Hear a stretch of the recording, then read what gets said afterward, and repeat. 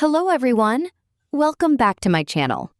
In today's video, I'll show you how to fix the touchpad not working issue on your Lenovo laptop easily. So let's get started. First, go to the search bar and type Touchpad Settings. Now click on it to open the settings window. Here, make sure the touchpad option is turned on. If it is already enabled, then click on the touchpad menu to expand more options. Now, make sure the option called Leave Touchpad On when a mouse is connected is enabled. If this option is turned off, your touchpad may stop working whenever you connect a mouse.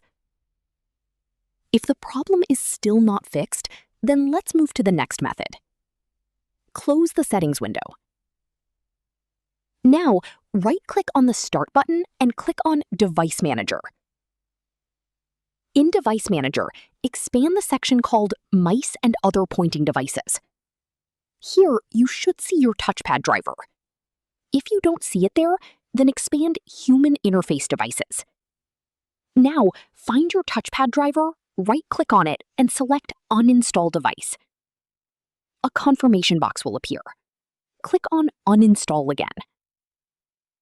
After uninstalling the driver, right-click on the Start button and select Restart.